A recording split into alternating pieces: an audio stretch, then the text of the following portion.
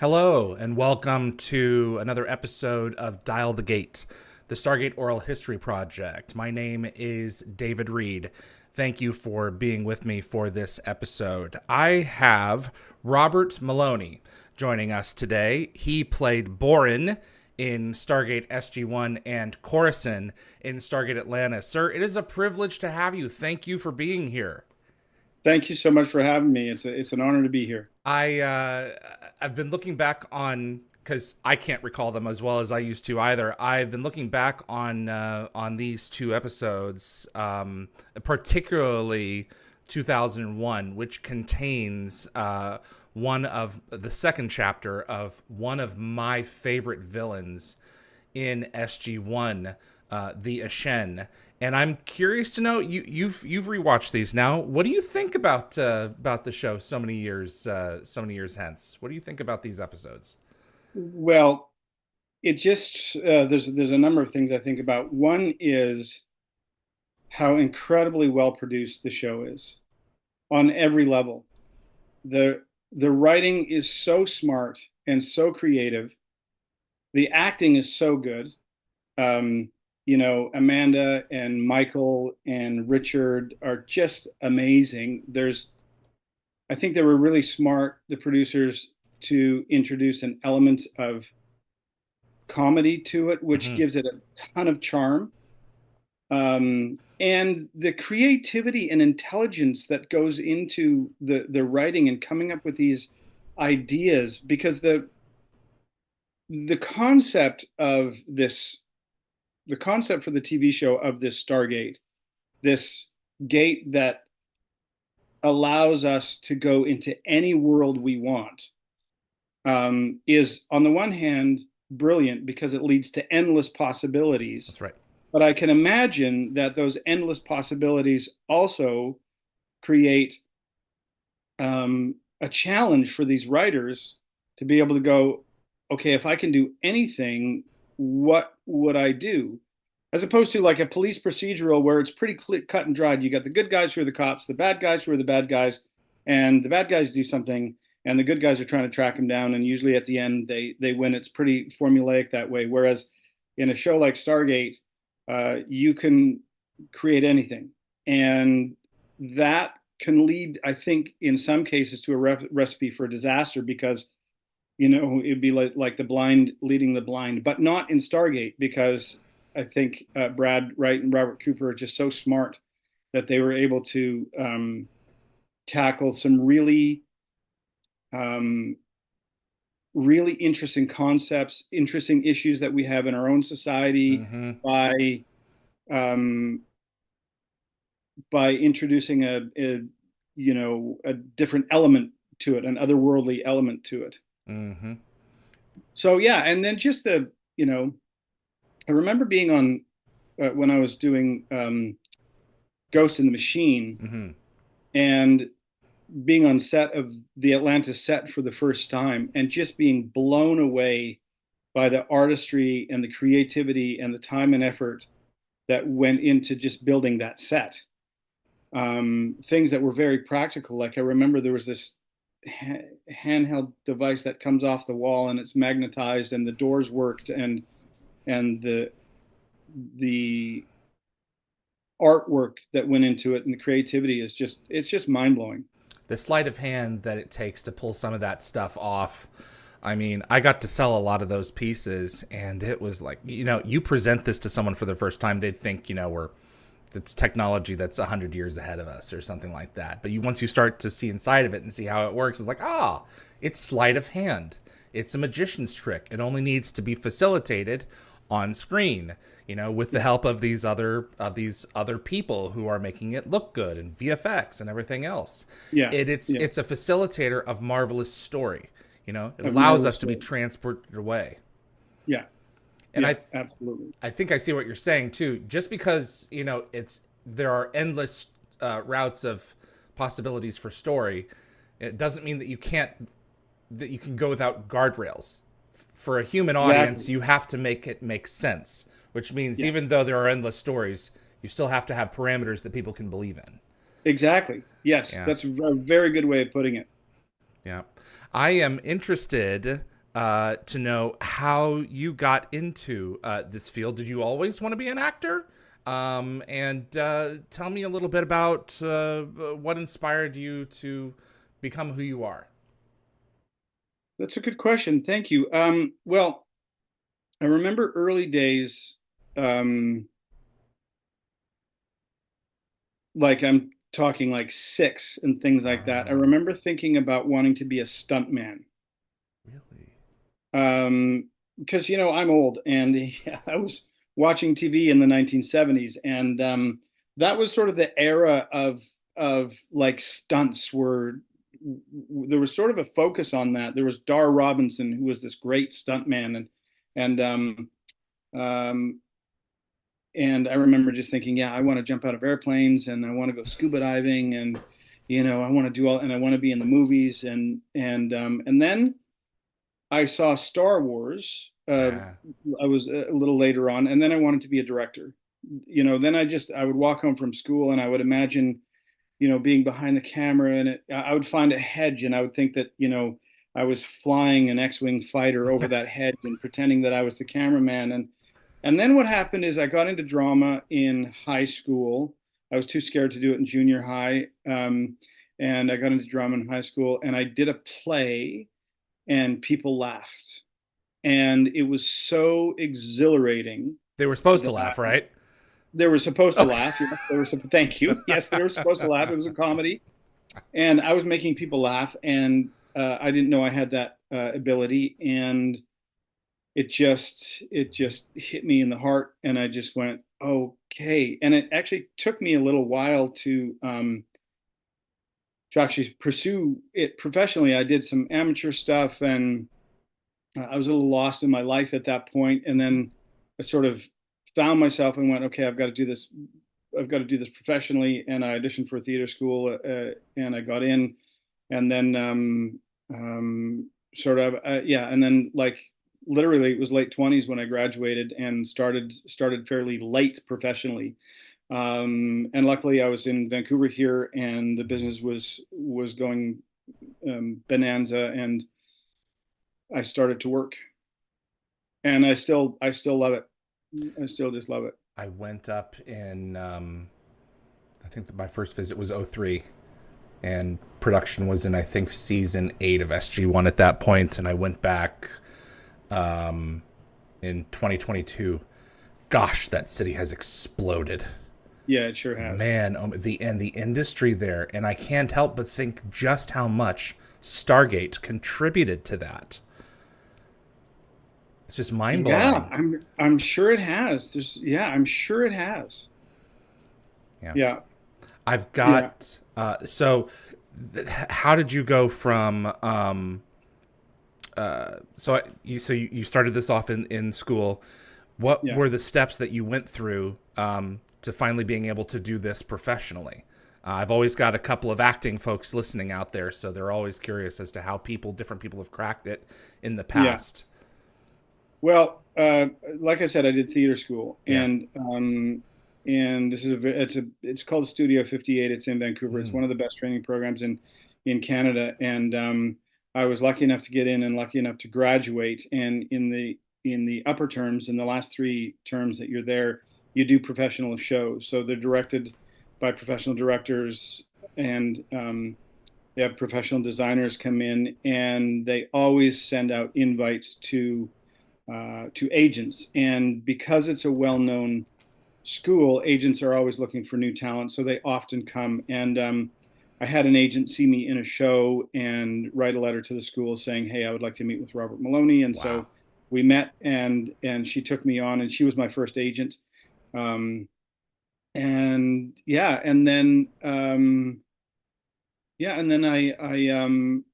one of my first gigs actually. So I had worked in the restaurant industry prior to going to theater school, Hmm. and when I graduated, when I was in school, my last couple of terms, like I had the lead role in a couple of the shows, and I thought I was going to come out of the gate, and just sort of launch my career. And little did I know that I had to get to the back of the line, and there was a lot of really good actors with a lot more experience than I had, um, and and so I had to get a job, and I had a student loan to pay off, and Mhm.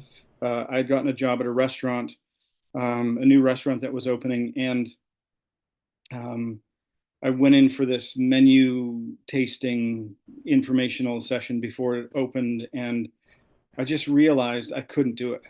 And I didn't know, I was so broke. I was so broke. It was insane. And I was terrified. And I walked out of that restaurant and I went, I don't know what I'm going to do, but I can't do this. And I just have to trust. And my agent's office was just around the corner. So I thought, I'm just going to pop in there and see and just pop in. So I popped in. She was on the phone. And this is in the era of fax machines. And the fax started spitting out a breakdown, which is what the casting directors send out when a new project is coming online and they want to cast it, and it breaks down all of the cast. And she was still on the phone, so I had a read of it, and I saw a part in there that I thought I would be perfect for. And I almost interrupted on the phone, and she was like, "I'm on the phone," and I'm like, and I she got off the phone, and I pointed to it, and I said, "If you get me for an audition for this role, I'll get it."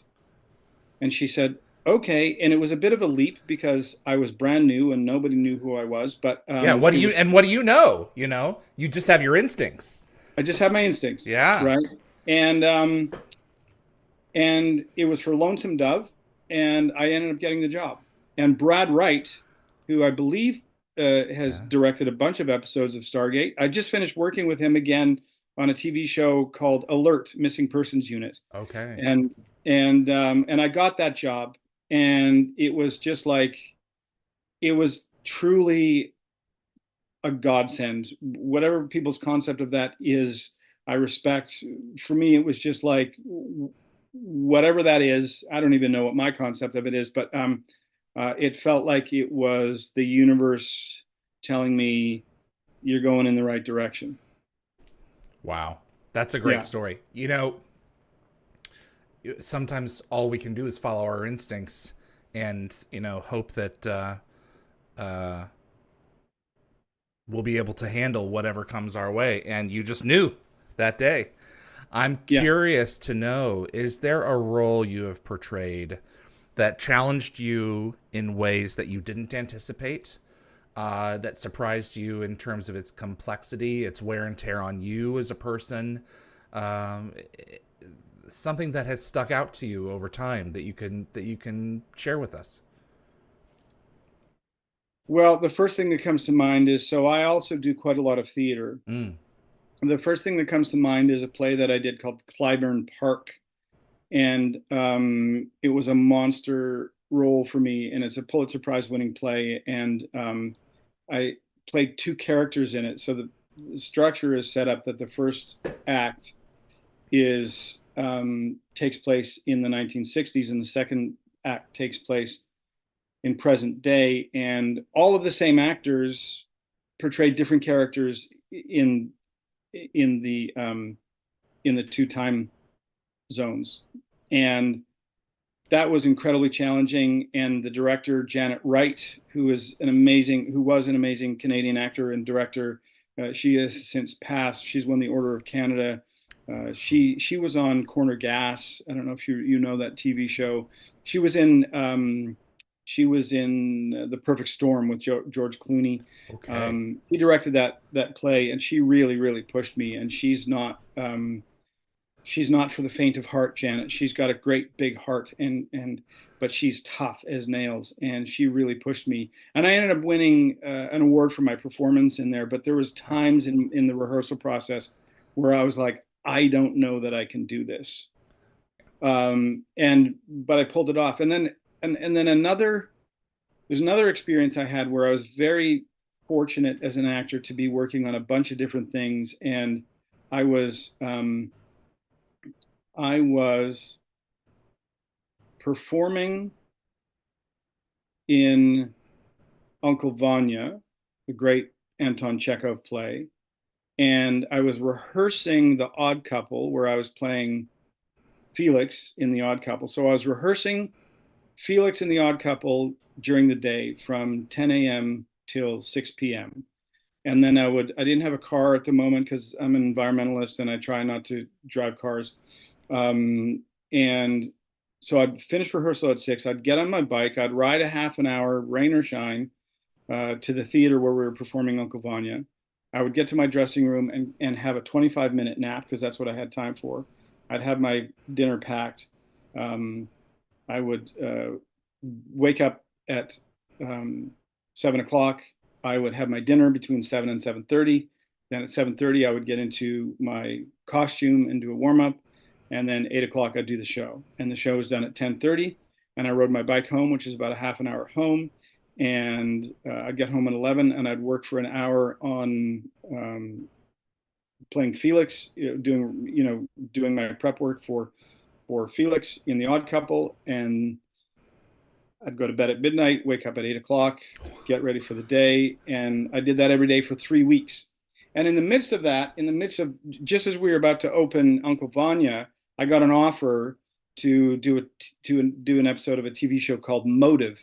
And I wasn't sure if I was going to be able to get the rehearsal off, but the AD and my agent and the director of Uncle Vanya, we worked out a schedule that I was able to shoot that as well. So that's just one of those times in my life I remember where it was just like things are working, and then you go through periods of like 6 months where you're not working and you wonder what the heck is going on. In fact, when I got Borren, I hadn't worked in probably I hadn't worked in a few months anyways, and I was pretty down. I was, that was the period. I don't take it personally anymore, but I was still fairly new, and I was like, going, what is going on? And then all of a sudden I got a call out of the blue that I'd gotten this offer. So, and it was just an offer. And I had auditioned for Stargate for a number of times and never gotten it. And I thought, what is it with this show? Why don't they hire? Like,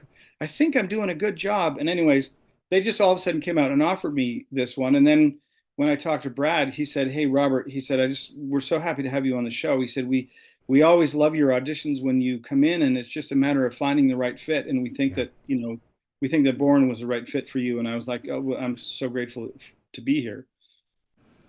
Absolutely. Yeah. No, this that boring guy. I love the Aschen because at this point in the show, our arch enemy has been one of immense. The Goa'uld are out there, and they're loud, and they're obnoxious, and they enslave people, and it's all of this and all of that, and it's in your face. And now we have an enemy, if you're aware that they're an enemy, who is none of that. Yeah. Who is completely desaturated, right down to their clothing. Yeah. So you get the offer of Borren. Did they send you a tape of 2010? No. So what happened was, it's great that you brought this up, because what happened was Peter DeLuise was directing the episode, and I was there for my first day, and I believe it was the day where I first meet the entourage, who has just come through the Stargate.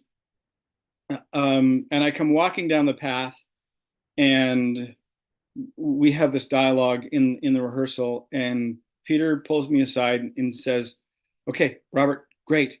Now, whatever you're doing, don't do it. I don't want you to do anything." So you had already delivered a take. I don't think so. I think we were just blocking it, but okay. But he works really fast. So you like Peter works so fast, and he might have just filmed the rehearsal. Okay. And he was like, "Do nothing. This is the Aschen." And I was like, "Okay, got it." So then it was just like, luckily I have training, and I was able to just go. And I gotta say, I kind of think I nailed it.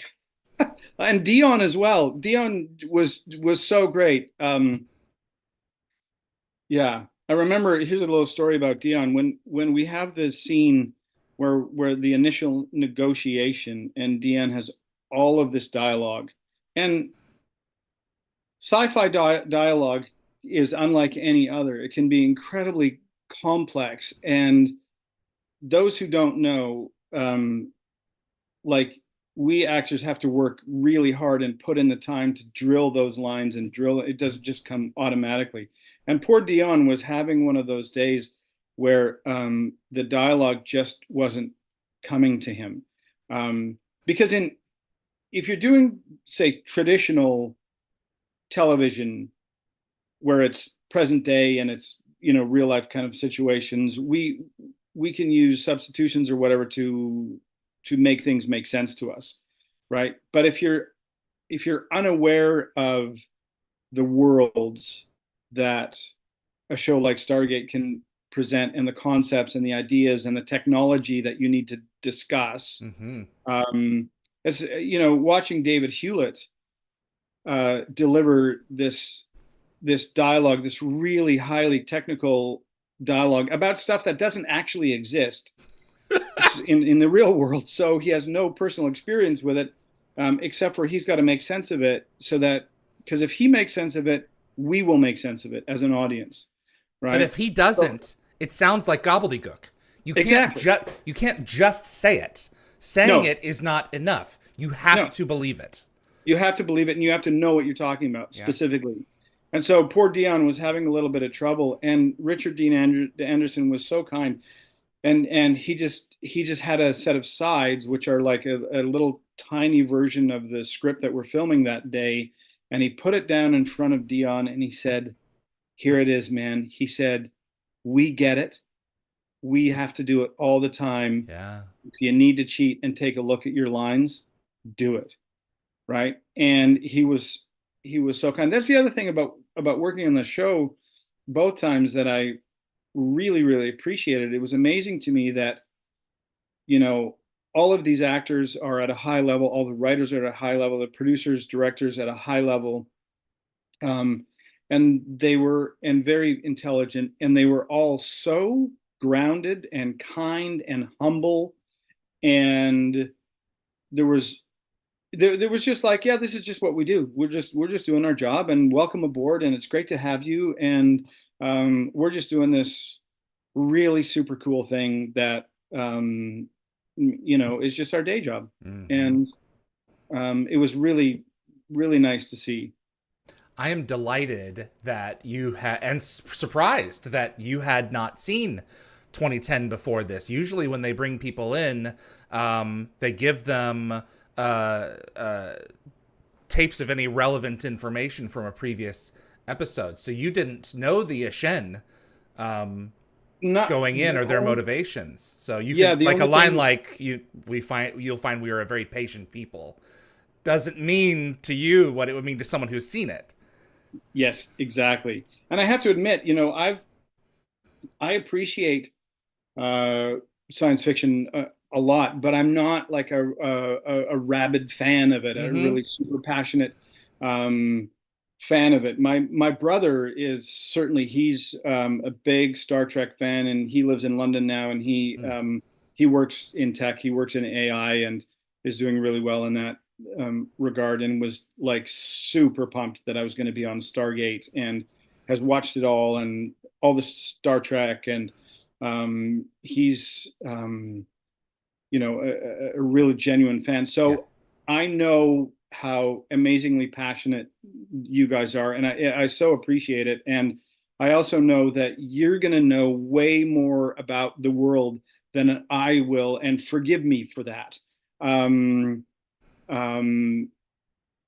It's just my passions lie elsewhere, but I so appreciate science fiction fans, because there's you guys are like none other. It's amazing. And the sci-fi world as it is would not exist without you. People have to enjoy it and keep on wanting to come back. Yeah, absolutely. Right. Yeah, absolutely. Yeah. I love the look on your face when you realize, oh, I just said the quiet part out loud. Sterility. It's like Sterility. the moment that the whole episode hangs on, because he's not Yeah. thinking about anything. He's just there wanting to get this deal done. We're wanting the gate coordinates. Oh, we've got some Volian text here. What is this word? Oh, it's sterility. Sterility. Oh. Oh, you're on to us. Uh-oh. And you look up, and you're the most animated of the entire episode, and you look at Borren, and it's like, God, I stepped in it. Yeah. And from then on out, whoosh, they completely transform. Tell me about playing that, please. If there's anything you remember from that. The only thing I remember is that my inner dialogue, my inner monologue, was I looked at Dion and my inner monologue was, oh shit. Yeah. That's it, right? Yeah. Sometimes it's that simple, but it's truthful. And as actors, we dissect the script and we know what those moments are meant to be. And it was interesting to go, okay, because earlier on in the episode, I think it's when they're having the briefing, and the colonel says they must have been shocked to hear that, and Richard's character says, "No, not really."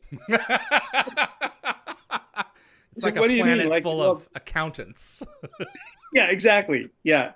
So it was like, so how do you play that moment truthfully? How it would affect the Aschen, but also be Aschen. So I'm glad to hear you feel like I nailed it.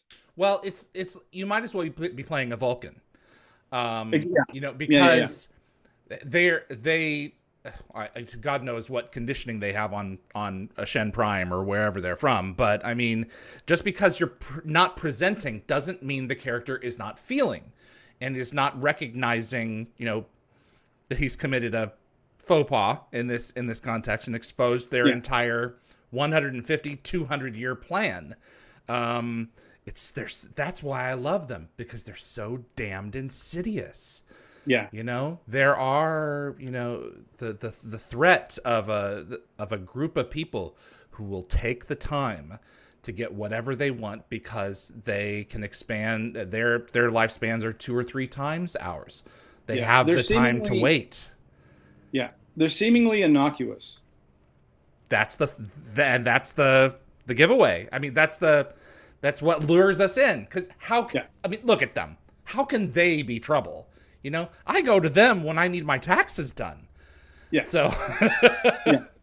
Well, and here's another. Oh no, wait. I won't go there. Different episode. I got confused for a second. Okay.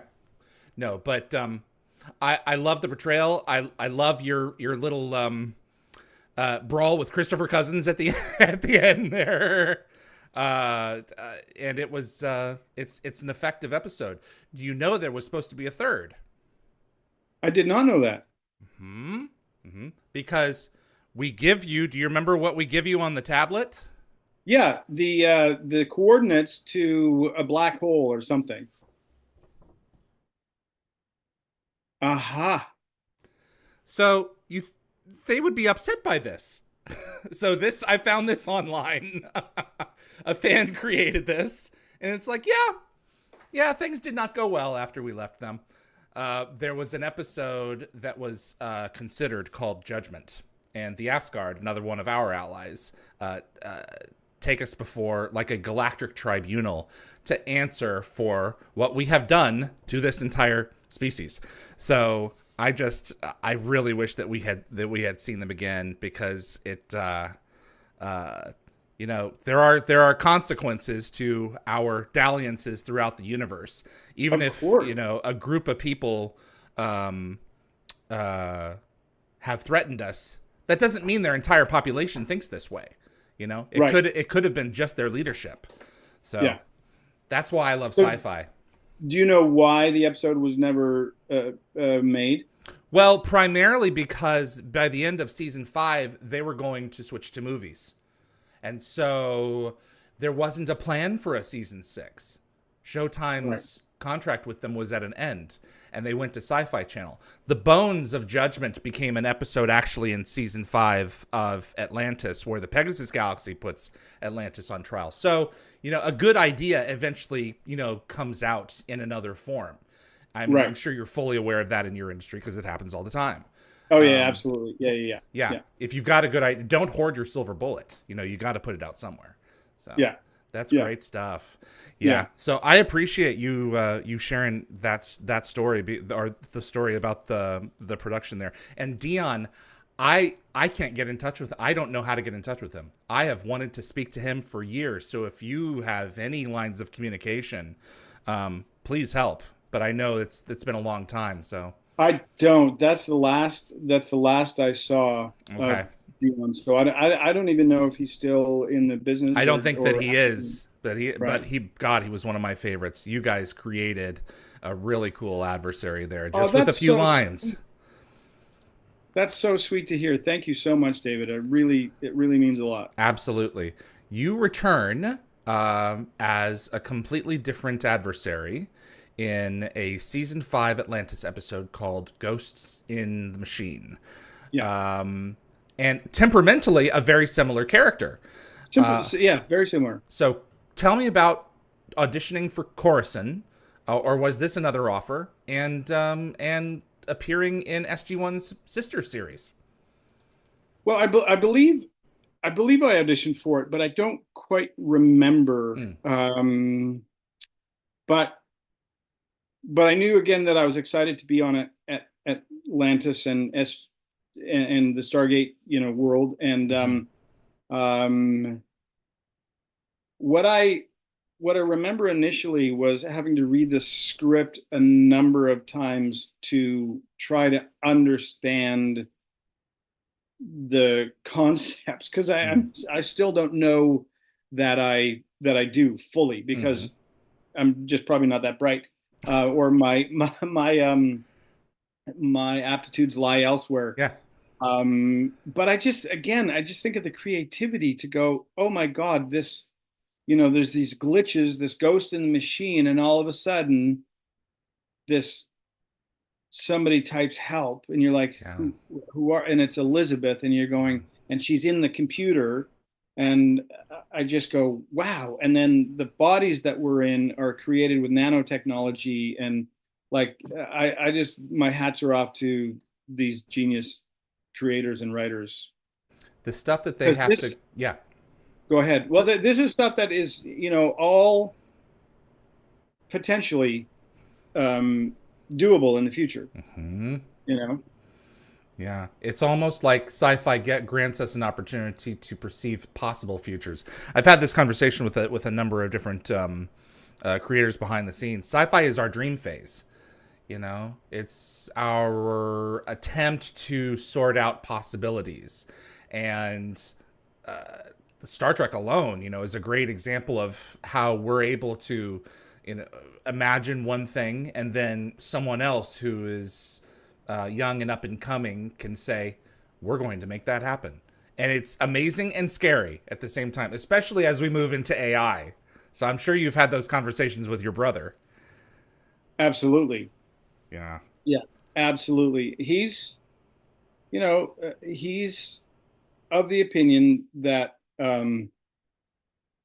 like any technology, there is the potential for it to be used negatively, but by and large, um, he feels like it will be of benefit. So, for example, one of the things that he's working on, the project he's working on right now is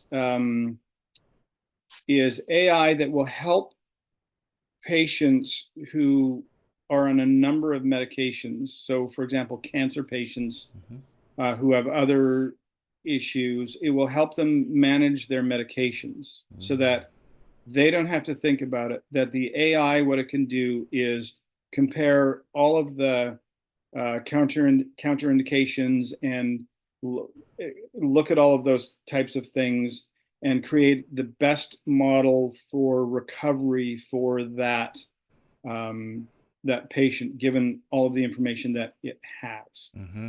So that's a potentially, life-saving application of AI. Mm-hmm. And yeah, so yeah, but the possibilities are, he's just he's like a um, you know, he's like a kid in a candy store. He On the just frontier. loving it. Yeah. Yeah. The fact that they can AI can perceive patterns that we can't, um, and we don't know why they perceive the patterns that we can't. They just, we throw enough of them at something, and then we take the ones that perform the best, and then we copy more of those. Whatever's going on inside, it's got to be so unlike us. But it can see aspects of the world that we cannot perceive, and help us to cross boundaries that we couldn't otherwise cross with our normal ape senses. And I think that on those grounds, it's going to be a massive. There's going to be a lot of things that work, but I think there'll be a massive help to society in discovering possibilities and offering answers that we didn't consider, solutions that we didn't consider. Solutions that we didn't consider, absolutely. And then, there's the other side of it. As we just had the actors and the writer's strike, and Yep. part of it was, protecting our jobs. Yep. And, one of the exciting things that I'm doing right now is I've just become the artistic director of a small theater company where I live. And, the having been done a lot of theater and being theater trained, there's nothing that can replace being in the same space and breathing the same air and feeling the same energy as the actors who are on stage. Like, no digital technology, no AI, no deep fakes is ever going to replace that, I believe. And so I'm wondering if, with the negative applications of AI, deep fakes and all of that kind of stuff, people will start to question what's real. I wonder if there's going to be a surge in people coming back to live performance, because you can't question it. It's happening in front of you. You're breathing the same air. Something goes wrong on stage. You may or may not know about it, but the actors are feeling it. And there's a palpable energy, and you're also bringing people together in community, which we need. And, like Shakespeare said, as actors, we hold the mirror up to nature, right? As storytellers, we're holding the mirror up to nature. We're saying, hey, this is who we are, good or bad. This is what we're like as human beings. Do with it what you will, interpret it however you want, use it as a cautionary tale or whatever, but doing that storytelling in the same venue that the audience is in, and that they're, you've been to conventions, I'm sure. There's probably nothing like being in, a convention and seeing the actors that you've seen on TV up at the panel, and they're talking and you're breathing the same air as them. That's incredibly exciting. It's a huge high. You go home from an event and you're in a funk. Yeah. Yeah. Because you've been looking forward to that for months, and then you get there and you're, yeah. Absolutely. I can't. There's a reason that vinyl has come back, Exactly. and has stuck. People crave the realism. I mean, as far as I am concerned, I can get a music file that has all the popping and hissing in it and everything else, and I'm perfectly fine. But for other people, that's not enough. They want to be able to have a tangible relationship with their music, with the vinyl disc and everything else. And I think, to your point, it's only going to increase, not everyone, but some people's interest in making a more human connection as we have these more synthetic encounters with ChatGPT and everything else. That's not going away. It's only going to increase. Yeah. And I think that the theater will only become more relevant because of that as we move forward, because people, like you said, need that connection, long for that connection, whether they know it or not. Yes, we absolutely do. Yeah. Yeah. I've got some fan questions for you. Oh, great. Hundetum, have you ever had any near misses while riding your bike in public traffic? That's a very interesting I have question. got I have. people are listening. You know, Yes, no, yeah. I certainly have. One time I was riding with a friend of mine, and I got a little bit delayed, so I was trying to catch up with them. And they went through this light that turned orange, and I just went, I can make it. And I started to go, and it turned red, and the car started coming through the other way. And I was like, uh-oh. And it was my fault. And I slammed on my brakes, and I skidded, and I hit the side of the car and rolled up onto the front of the car and then slid off the front of the car. Luckily, it had stopped by then. I had some bumps and bruises, but I was relatively unhurt. But I ended up having to pay about $1,500 to get that guy's car fixed because of my bike scratching it up, which was not fun. And then I did actually, in that story that I was telling you about riding to rehearse, riding to do the show. Um, I crossed one night in the rain, and I had all the rain gear, so I was fine with it. It was actually really invigorating to, because I'd been inside all day rehearsing, and then get outside and just breathe some fresh air and get some exercise. It really helped. But I was crossing some railroad tracks, and my back tire slipped out from under me, and I landed on my tailbone. And everybody knows how painful that is. I had to get up, and go do the show. Were you limping the rest of the night? I was just, there's something that happens when you walk on stage. It's like people call it theater magic, or the theater doctor, or whatever. It's like you walk on stage and it all goes away, and you're in the moment, and you're doing your thing, and then you get off stage, and then all of a sudden it hurts again, and then you walk on stage and you don't even notice it. One time I was doing a show, and I had food poisoning, and I had to, the show must go on, and I would go on stage, and it would be fine, and then I would get off stage, and I would have to go throw up. And then I would quickly gargle with some mouthwash and go back on stage. And I did that about 3 times. You just rally. Your body knows that you have to rally. Yeah. Yeah. Yeah. Wow. Jeez, man.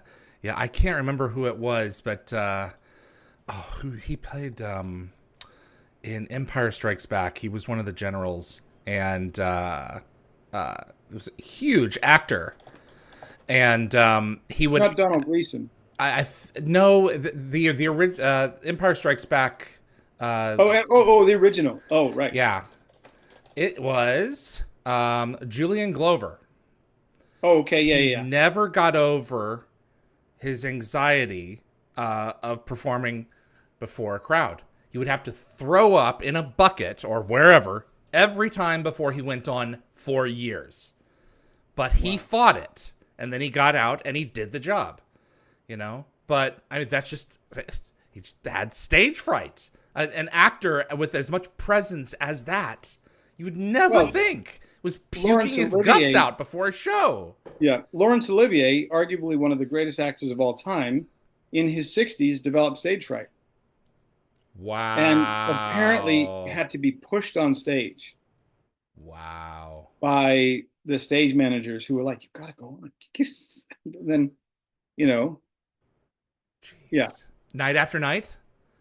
I don't know. I should. It's actually me realize I should probably read more about it because about him, because he's incredible. You can develop a complex. We're all human, and it's just that's just wild. All right. Yeah. Lockwatcher. You had roles in 2 shows with Freddie Highmore, Bates Motel and Good Doctor.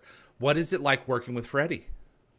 He's, again, just such a lovely, kind, quiet guy, and I don't think I had any scenes with him in either show. Oh, okay.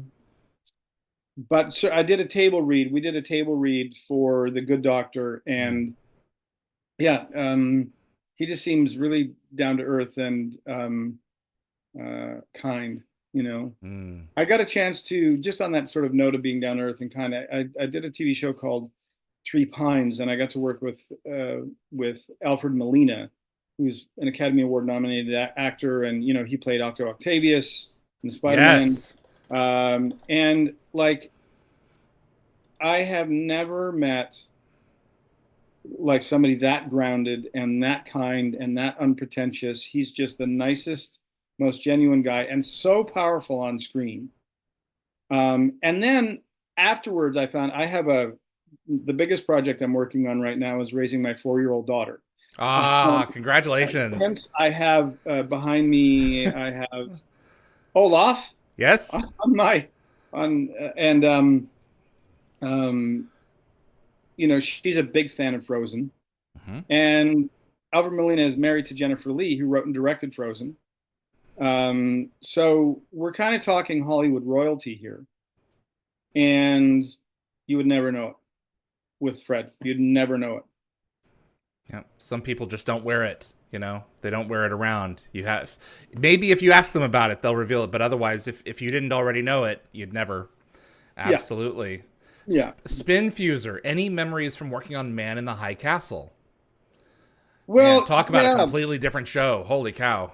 completely different show. I gotta say that was disappointing Okay. because my character, I did that episode. It was just that one scene because um, it was it was supposed to lead to a number of other episodes. But what happened was I we shot that episode, and then they took a 5-week hiatus, and they fired the showrunner because I Amazon wanted it to go in a different wow. direction. Okay. They fired, I think it was Frank Spotnitz, wasn't I it's been so long. It's probably the case. it? Yeah. And who, you know, of X-Files fame. Um, they fired him and That's hired him correct. as showrunner and took the show in a completely different direction. And they never, and that storyline that they had been building that my character would have featured more in, they never followed it through. Wow. What a lesson in terms of um, setting expectations. Especially even if you start something, that doesn't mean that you're going to get to finish it. Wow. I'm going to have to Yeah, rewatch the show and look into that because yeah, he exited. This was announced in Variety May of 2016. Um, and that was a show that I followed to the end but was not crazy about the ending. You right. know, it had a lot going for it and a lot of twists and turns. But that's I'm surprised to hear that. You know, but if you're going to switch showrunners, nothing is guaranteed. You know, the direction that they were going in was not what the higher ups wanted. So Well, you know, nothing is guaranteed in this business. It can be really like I'm not surprised that people like Dion just decided, you know, I'm going in a different direction. yeah, For some reason, I have tenacity and I just stick to it and I just keep on going. And I think theater has kept me yeah, in the game. And now I'm teaching, and I'm really loving teaching. A few years ago, I decided I wanted to give back because I've had I've had a good career, and I just thought, oh, I want to give back. And somebody said, why don't you teach? And I just went, you know what? I don't have the patience to teach. And she said, why don't you just try it? I was like, okay. And all of a sudden, I found out that I do have the patience for it, and I do love it. And so I've been doing that, and now I'm artistic director of this theater company. And I've been lucky enough to be working. I just did a tracker a couple months ago, and mm-hmm. alert. And then I did a Hallmark movie last summer. You know, we shoot these Christmas movies in the summer. Absolutely. They've got to be ready for Christmas, That's right? right. Like it's 30 degrees Celsius. Where are you, David? I'm in Nashville, Tennessee. In Yeah. Nashville. Yeah, Okay, so what but we got people are in these, shorts up there at that time, and they're putting out fake snow in the streets, so it's and we're always wearing scarves and parkas, and it's like 90 degrees Fahrenheit, and yeah. but they make it look real. But anyways, I did this movie called Christmas on Cherry Lane, and they're doing Christmas on Cherry Lane too, and they brought back my character, so I'll be playing Okay. Monica. So I'm still doing that, but I'm also, you know, like life is incredibly busy. I've got a 4-year-old daughter, and I'm an artistic director of a theater company, we have an actor studio here, my wife and I, that we're teaching in. But my point is that I sort of just I kept in the game, and it can be really disheartening because there's so many forces beyond your control. For example, I was doing a mini series called Into the West, which was produced by Steven Spielberg, and it was a five movie miniseries, I think, and I was in two and three, I think. It was supposed to be in three, and they shot two, and I did that in Calgary, and my character arrives kind of at the end of that. But then I had a big, fantastic bunch of scenes in the beginning of the third one, that sets up the whole thing. And I played an actual character named John Charles Fremont. Fremont, California is based after him. He was the one who annexed California from Mexico brutally, and another bad guy. And so I did the first movie. I did the first movie that I was in, movie two, and then they shot movie one, and I had 5 weeks off, and then I came back to do movie three, and I was back in Calgary, and the next week I was working all week, and I'd done all my preparation, and I was starting to work on Monday, and Friday night I got a call from the casting director saying, basically it was three calls. First of all, it was like, hi, Robert, just give me a call back when you get a chance. And I'd been at dinner with my brother, and I'd turned off the phone. And then the second message was, so they're just looking at this thing where your character wasn't actually, because they were really fastidious about historical accuracy. They're like, your character wasn't actually in San Francisco in 1886. He was there in 87, and he was there in 85. But in 86, he was been court-martialed in Washington, and they're not sure what they're going to do. And the next phone call was like, hey, Robert, we're really sorry, but they've cut your character, and you're going home tomorrow. It was gutting. It was so gutting, because I had all these great scenes where I got to ride in on horseback with a bunch of people, and we're raiding this. We're raiding this camp of Native Americans. I think they were the Cree, and we just slaughter them. And then there's a big parade in San Francisco that Fremont is in, and a lot of really good juicy scenes with who was the lead of that show? Into the West? He was in Band of Brothers, I believe. But anyways, it all cut. So the one thing I did was I called Sergio Mamaiko-Gemison, who was directing it, and he's one of Spielberg's first ADs. And he was directing the movie. And I called him and I said, hey, it's Robert Moloney, and I'm so sorry we don't get a chance to work together. And David, can I swear? Sure. Okay, and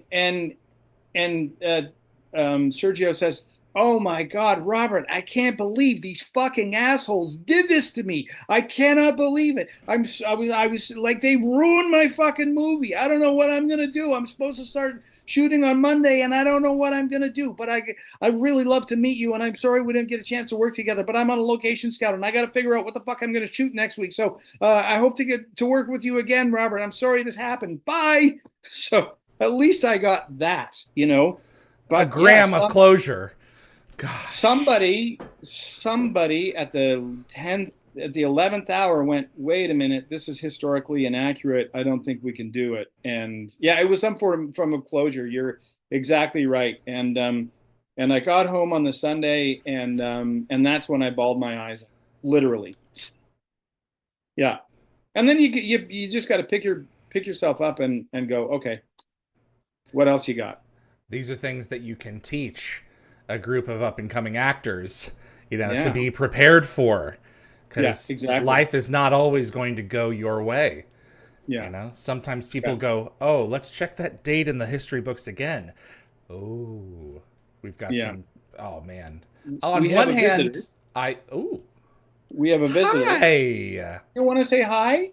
I'm sorry I've taken your daddy from you. This is my friend David. Yes, hello. What's up?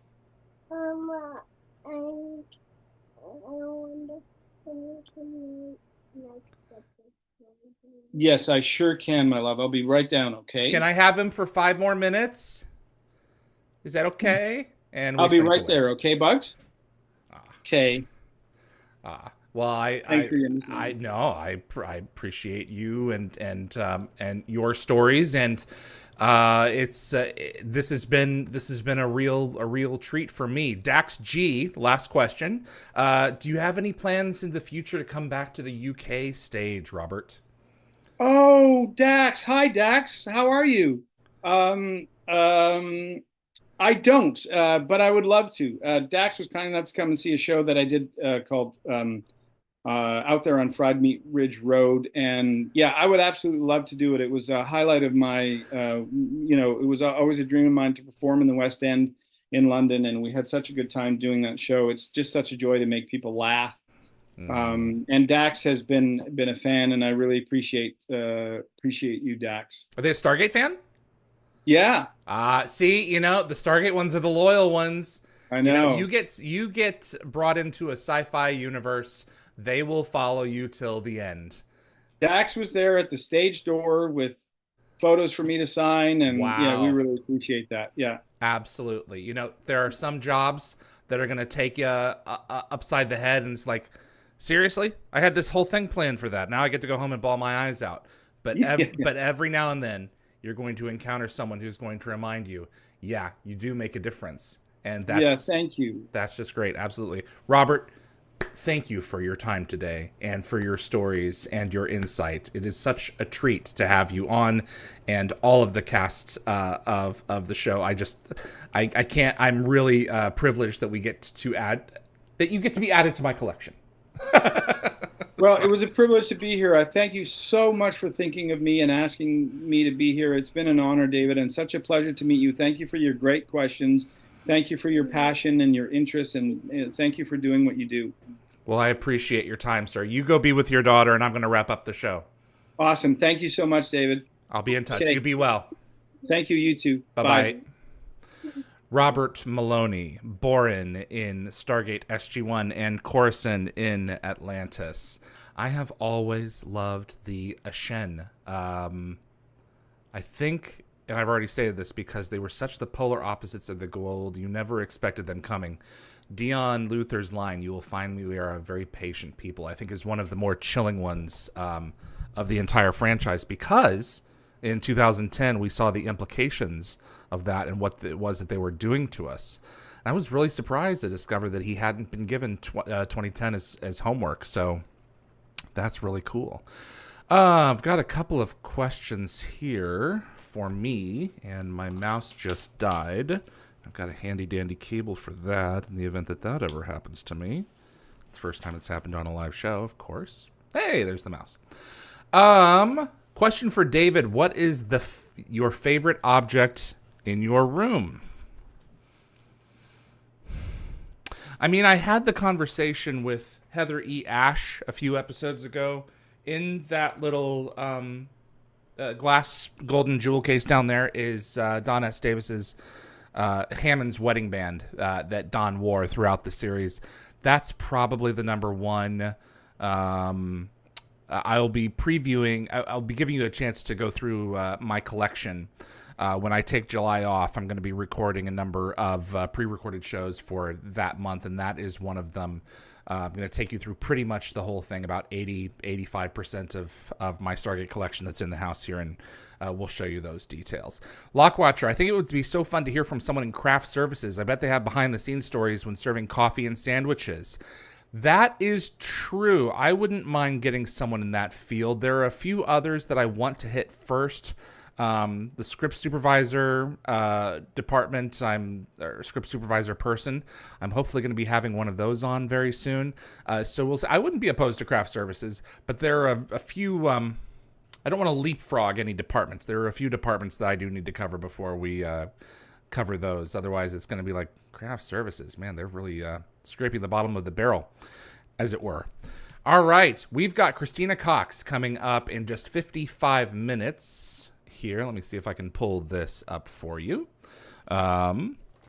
Christina Cox is going to be joining us at 12 p.m. Pacific time. Next Friday, June the 28th, John O'Callaghan, Neum in Stargate Atlantis, is going to be joining us. And then Saturday, June the 29th, Tom J. Assel, who wrote Core I. It's his singular entry in Stargate, and it is my favorite Teal'c episode. So we're going to have him on to discuss that story. And then next Sunday, June the 30th at 11 a.m. Pacific time, Bratak, Master Braytak in Stargate SG-1. Tony Amendola himself is going to be joining us for a third episode. And we've got a lot more coming your way on dialthegate.com. You can see the complete list of shows. Alan McCullough, writer and story editor, he's joining us as well. Just got a hold of him. Really excited for everyone who's coming down the pipe, and really appreciative of you joining us. Thanks so much for tuning into this episode. If you enjoy Stargate and you want to see more content like this, it would mean a great deal if you click like. It makes a difference with the show and will help us grow our audience even further. Please also consider sharing this video with a Stargate friend, and if you want to get notified about future episodes, click subscribe. And giving the bell icon a click will notify you the moment a new video drops, and you'll get my notifications of any last-minute guest changes. And clips from this live stream will be released over the course of the next few weeks on both the Dial the Gate and GateWorld.net YouTube channels. My profound thanks to my moderating team, Anthony, Tracy, Marcia, Summer, Jeremy. You guys make the show possible week after week. Big thanks to Frederick Marcoux at Concepts Web, my web developer at dialthegate.com, Bryce Orrs and Matt Wilson, Eagle SG. Those guys are my animators and create the beautiful effects that make the show possible. And we'll be seeing you in just a few minutes for Christina Cox. Join me at the top of the next hour. My name is David Reed for Dial the Gate, and I will see you on the other side.